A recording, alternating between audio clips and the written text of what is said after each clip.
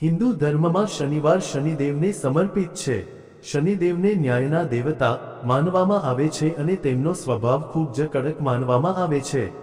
એવું કહેવાય છે કે જે વ્યક્તિ શનિવારે અમુક નિયમોનું પાલન કરે છે તેના પર શનિદેવનો આશીર્વાદ રહે છે. પરંતુ જો શનિવારે કેટલાક ખોટા કાર્યો કરવામાં આવે છે તો શનિદેવ ગુસ્સે થાય છે અને જીવનમાં મુશ્કેલીઓ આવવા લાગે છે. આજે અમે તમને 10 એવા કાર્યો જણાવી રહ્યા છીએ જે શનિવારે ક્યારેય ન કરવા જોઈએ. જો તમે આ બાબતોને ધ્યાનમાં રાખશો તો શનિદેવના આશીર્વાદ હંમેશા રહેશે. તો ચાલો જાણીએ. નિયમ 1. શનિવારે છોકરીને તેના સાસરિયાના ઘરે કેમ ન મોકલવી જોઈએ? જવાબ: શનિવારે છોકરીને તેના સાસરિયાના ઘરે મોકલવી ખૂબ જ અશુભ માનવામાં આવે છે. એવું કહેવાય છે કે આ દિવસે કોઈ શુભ કાર્ય શરૂ ન કરવું જોઈએ. છોકરીનું તેના સાસરિયાના ઘરે આગમન એક નવી શરૂઆત દર્શાવે છે, તેથી તે શનિવારે ન કરવું જોઈએ. એવું માનવામાં આવે છે કે જો કોઈ છોકરી શનિવારે તેના સાસરિયાના ઘરે જાય છે તો તેનાથી સંબંધોમાં મુશ્કેલીઓ આવી શકે છે. તેથી વ્યક્તિએ તેને બીજા દિવસે તેના સાસરિયાના ઘરે મોકલવાનો પ્રયાસ કરવો જોઈએ. નિયમ 2. શનિવારે ભૂલથી પણ કાળી અડદની દાળ કેમ ન ખાવી જોઈએ? જવાબ: શનિવારે કાળી અડદની દાળ, કાળી મસૂર ખાવાની મનાઈ છે. કાળી અડદની દાળ ભગવાન શનિદેવને ખૂબ જ પ્રિય છે અને શનિવારે તેનું દાન કરવામાં આવે છે. જો કે તેને ખાવું અશુભ માનવામાં આવે છે. એવું કહેવાય છે કે ભગવાનને ચઢાવવામાં આવતી કોઈ પણ વસ્તુનું સેવન તે દિવસે ન કરવું જોઈએ.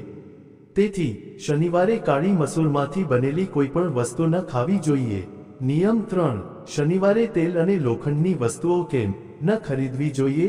જવાબ: શનિવારે તેલ અને લોખંડની વસ્તુઓ ખરીદવી ખૂબ જ અશુભ માનવામાં આવે છે.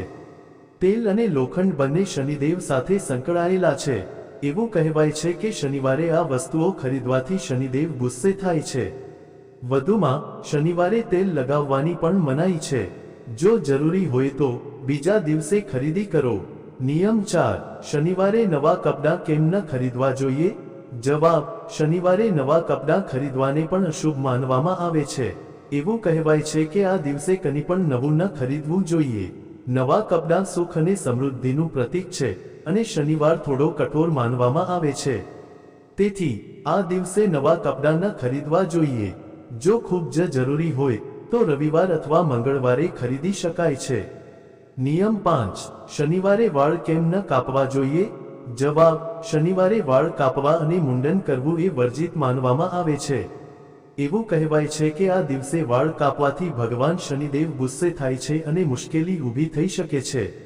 વાળ આપણા શરીરનો એક મહત્વપૂર્ણ ભાગ છે અને શનિવારે ન કાપવા જોઈએ. મંગળવાર અને શનિવારે બંને દિવસે વાળ કાપવા અશુભ માનવામાં આવે છે. નિયમ 6. શનિવારે દારૂ અને માંસ કેમ ન ખાવું જોઈએ? જવાબ: શનિવારને પવિત્ર દિવસ અને ઉપવાસનો દિવસ માનવામાં આવે છે. આ દિવસે દારૂ અને માંસનું સેવન ખૂબ જ ખરાબ માનવામાં આવે છે. ઘણા લોકો શનિવારે ઉપવાસ રાખે છે અને આખો દિવસ શાકાહારી ખોરાક ખાય છે. જો તમે શનિદેવને પ્રસન્ન કરવા માંગતા હો તો શનિવારે શુદ્ધ શાકાહારી ખોરાક ખાઓ અને કોઈ પણ નશાકારક પદાર્થોથી દૂર રહો. નિયમ 7. શનિવારે સાવરણી કેમ ન ખરીદવી જોઈએ? જવાબ: શનિવારે સાવરણી ખરીદવી કે ઘરમાં નવી સાવરણી લાવવી એ ખૂબ જ અશુભ માનવામાં આવે છે. એવું કહેવાય છે કે સાવરણી દેવી લક્ષ્મીનું પ્રતીક છે અને શનિવારે સાવરણી ખરીદવી તેને દૂર લઈ જશે. વધુમાં શનિવારે ઘરની વધુ પડતી સફાઈ ટાળવી જોઈએ. હળવી સફાઈ સારી છે પણ વધુ પડતી નહીં. નિયમ 8. શનિવારે પૈસાની લેવડદેવડ કેમ ન કરવી જોઈએ? જવાબ: શનિવારે પૈસા ઉધાર આપવા કે ઉધાર આપવા એ અશુભ માનવામાં આવે છે. એવું કહેવાય છે કે આ દિવસે પૈસાની લેવડદેવડ કરવાથી નાણાકીય મુશ્કેલીઓનો સામનો કરવો પડી શકે છે. જો ખૂબ જ જરૂરી હોય તો તે ઠીક છે, પરંતુ શક્ય હોય ત્યારે આ દિવસે કોઈ પણ નાણાકીય વ્યવહાર ટાળો. શનિવારે દાન કરો પરંતુ ઉધાર આપવાનું ટાળો. નિયમ 9. શનિવારે કાળા કપડાં કેમ ન પહેરવા જોઈએ? જવાબ: શનિવારે કાળો રંગ પહેરવા અંગે 2 મંતવ્યો છે.